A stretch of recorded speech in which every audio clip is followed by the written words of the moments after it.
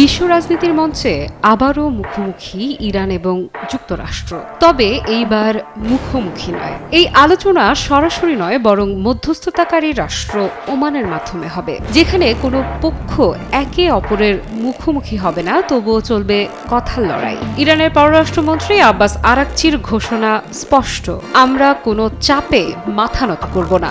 সরাসরি আলোচনা নয়, আমরা বিশ্বাস করি পরোক্ষ আলোচনাই বেশি কার্যকর। এই আলোচনার লক্ষ্য একটাই, ইরানি জনগণের অধিকার আদায় এবং নিষেধাজ্ঞা প্রত্যাহার। ইরান পরিষ্কার করে জানিয়ে দিয়েছে কোনো পূর্ব শর্ত মেনে নেওয়া হবে না। আরাকচি আরো বলেন, আমরা চাই না কেউ আমাদের উপর চাপ সৃষ্টি করুক, আমরা চাই কার্যকর ও সম্মানজনক সমাধান। এই বক্তব্য শুধু কূটনৈতিক বার্তা নয়, বরং এটি ইরানের জাতীয় মর্যাদার ঘোষণা, অর্থাৎ পরোক্ষ আলোচনায় জোরালো অবস্থান ইরানের। আরাকচি স্পষ্ট করে বলেছেন যে আলোচনা হবে পরোক্ষভাবে। সরাসরি আলোচনাকে ইরান অপ্রয়োজনীয় ও অকার্যকর বলে মনে করে। এ থেকে বোঝা যায় ইরান এখনো যুক্তরাষ্ট্রের উপর আস্থাশীল নয়। সরাসরি সংলাপে গেলে যুক্তরাষ্ট্রের চাপ প্রয়োগ কৌশলকে প্রতিহত করতে পারবে না বলেই মনে করছে। এবারে প্রশ্ন আসতে পারে, কেন ওমান? ওমান ইতিহাসের পরীক্ষিত মধ্যস্থতাকারী। ইরান বলেছে, আমরা ওমানকে বিশ্বাস করি।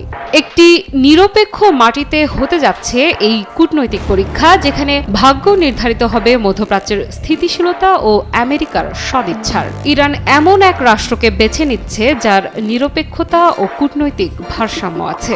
এই আলোচনা শুধু দুই দেশের নয়, পুরো বিশ্বের নজর এখন ওমানের দিকে। এই আলোচনা সফল হলে শান্তির সম্ভাবনা, ব্যর্থ হলে নতুন উত্তেজনার জন্ম। আব্বাস আরাকচি বারবার উল্লেখ করেছেন, ইরানের মূল লক্ষ্য হল নিষেধাজ্ঞা প্রত্যাহার এবং ইরানি জনগণের অধিকার নিশ্চিত করা, যা স্পষ্ট ইঙ্গিত দেয় ইরান অর্থনৈতিক চাপ থেকে মুক্তি চায় এবং এটি আলোচনার একটি প্রধান চালিকা শক্তি। তবে আরাকচির বক্তব্যে যুক্তরাষ্ট্রের প্রতি আস্থার অভাবও সুস্পষ্ট। তিনি বলেন, আমরা কোনো পূর্ব শর্ত মেনে নেব না, অর্থাৎ ইরান কোনো শর্তযুক্ত আলোচনা বা আমেরিকার পক্ষ থেকে একতরফা দাবি দেওয়া মেনে নেবে না। এটি এক প্রকার কূটনৈতিক আত্মসম্মান রক্ষার বার্তা। আলোচনাকে তিনি একটি সুযোগ এবং একটি পরীক্ষা বলে অভিহিত করেছেন। টানা সপ্তমবারের মতো বেস্ট টিস্যু পেপার ব্র্যান্ড হিসেবে স্বীকৃতি পেয়েছে বসুন্ধরা টিস্যু। ইরান এখনো আশাবাদী আলোচনার মাধ্যমে কিছু অর্জন করা সম্ভব, কিন্তু তারা যুক্তরাষ্ট্রের সদিচ্ছারও পরীক্ষা নিতে চায়। এই বিবৃতিতে পারস্য উপসাগরীয় দেশটি তাদের আত্মমর্যাদা, বাস্তববাদ এবং কৌশলগত দূরদর্শিতা তুলে ধরেছে। তারা আলোচনার জন্য দরজা খোলা রেখেছে, কিন্তু নিজেদের শর্তে ও নিজেদের নিয়ন্ত্রণে আলোচনা চায়। এটি ইঙ্গিত দেয় মধ্যপ্রাচ্যে উত্তেজনা নিরসনে একটি সম্ভাব্য সুযোগ সৃষ্টি হলেও তা নির্ভর করবে যুক্তরাষ্ট্রের নৈতিক সদিচ্ছা ও রাজনৈতিক নমনীয়তার উপর। ইরান স্পষ্ট জানিয়ে দিয়েছে, তেহরান সংলাপে অংশ নেবে, তবে রয়েছে শর্ত।